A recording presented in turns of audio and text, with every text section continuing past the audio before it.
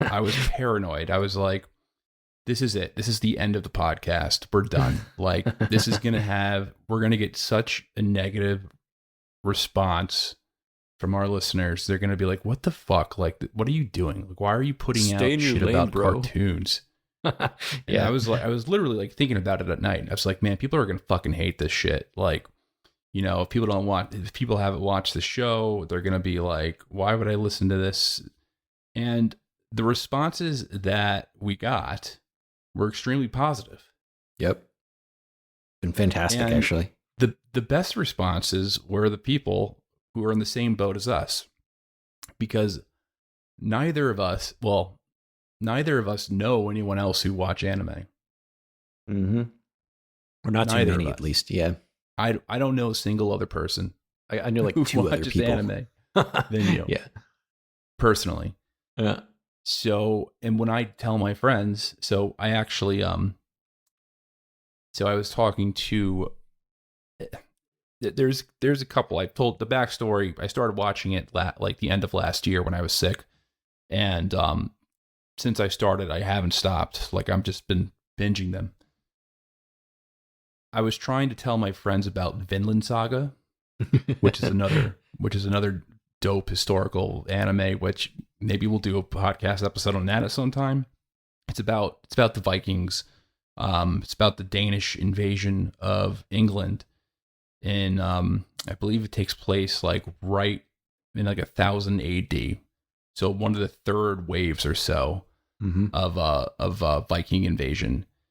And I was trying to like sell my friends on watching this. I'm like, hey man, I know they think it's super lame and like they'll never watch anime, they'll never give it a chance. But if I lead with it's a Viking show, they'll definitely be interested. So I'm out to I think we're out for drinks, and I was like, hey guys, they were talking about, hey, you watching any shows? And I was like, yeah. There's this great show called Vinland Saga. It's on Netflix. It's about the Vikings. and they're like, oh, really? There's another Viking show? Oh, wait, what's it? Oh, it's Vinland. Okay, yeah, it's on Netflix. I'll definitely watch it. And I was like, yeah, you'll really, really like it. It's anime. And they're like, what? I'm like, it's an anime. And they're like, what? They're like, what? What? Like, why would we watch that? And I'm like, cartoons are stupid. And, they started calling me other things that I can't say because this will get demonetized or banned. But they were using unkind language that is not politically correct. So that's how my attempt to introduce other people to the medium went. Here's what you should tell your friends. I actually have a friend here in Puerto Rico who has recently admitted to me that he's interested in getting into anime, because a lot of the girls that he's been, dating casually here in Puerto Rico are into anime. And really? I think that the the medium of anime is growing in popularity. Obviously, you can see, huge outlets like Netflix and even fucking Disney's getting into it, picking up, big animes to put on there. And I think it's becoming a lot more popular and a lot more, whatever. And specifically, it's more women are getting into it than men are. So I find that really interesting. So bros, you want to get the girls, you gotta watch anime now. When I tried getting my wife to watch Attack on Titan, she was like, what the fuck are you, what is this? Just turn it off. Like she had no patience for it. She was like, no, I'm not. I don't know necessarily if that was the show to start your wife on. It's a show that anyone can start on. And when I put it, she sees me watching it, she just like walks out of the room. It's almost at a point like I'm watching porn or something, where she'll walk into the room and I like immediately like just turn the TV off or like change the channel to like a basketball game. Mm-hmm. I was just watching the Knicks. Like I heard something. I heard a cat girl. No. That was Stephen A. Smith doing commentary. And so, she's definitely does not fit that camp. Maybe I think it's more of a younger thing. So Mm-hmm. When I was growing up, I'm a millennial. We're millennials. Mm-hmm. Only losers watched anime.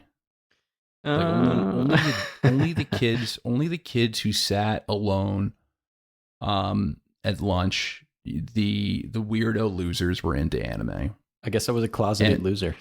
And the only thing that was socially acceptable to watch was Dragon Ball Z, because it was That's just fair. like fighting. You could watch that. But Yeah. if you watched anything else, you were a fucking loser. Now it's I concur. Mm-hmm. but now it's like, I think it's because of the success of like a lot of these shows like Demon Slayer and Jujutsu Kaisen have like made it so popular that like it's just completely, they're like the most in demand shows in the world. Like so it's the Zoomer and whatever Jin Alpha are the ones who are, I guess, making it socially acceptable. But I'm at the point where I started reading manga. Wow, you're really on the deep end here. Are you gonna grow out a neck beard so too? I'm no longer. So I just picked up. I just started reading Berserk. Oh, that's a fantastic one. Yeah. And man, that is gruesome. It's so good. It's one of the most graphic things I've ever read / watched in my entire life. Like it will emotionally scar you. And there's pages where it's like the art is so beautiful, and then there's other pages where you want to vomit. It's like truly, like it's like reading some rich billionaire's fucking private art gallery. Yeah. Like Jeffrey Epstein's private art gallery. That's maybe what not it is. Jeffrey Epstein. But it's fucking the story is incredible. It's just like it's just like shockingly graphic in so many ways. But yeah, that's where we're at. So we're glad for everyone who listened to that episode and everyone who's also reached out. It is appreciated. Okay, so now we got to talk about the topic at hand, my friend. Mm-hmm.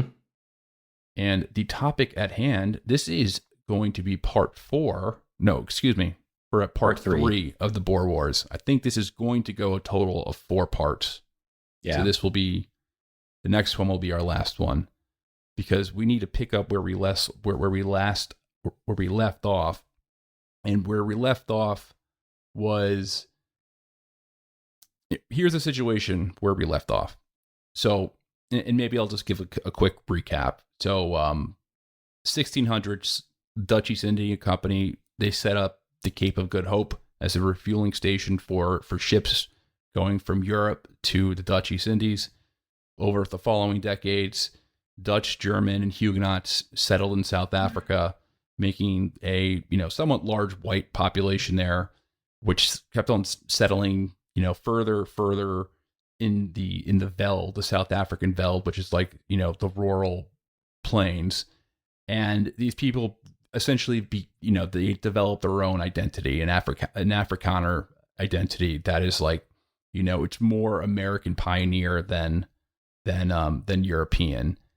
They start to see themselves almost as a white indigenous tribe.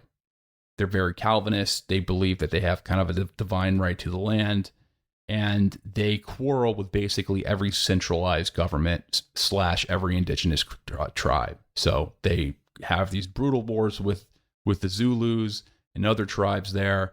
They're constantly fighting with the British after the British take control of the Cape of Good Hope during the Napoleonic Wars.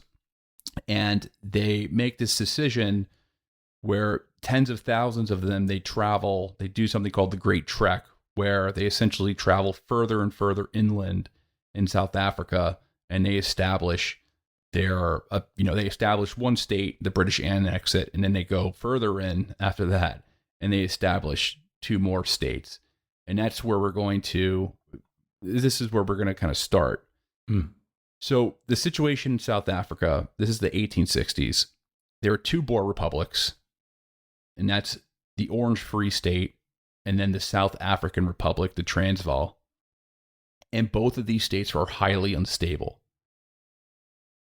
In addition, there's 2 British colonies in South Africa. There's the Cape Colony and then there's the Natal Colony.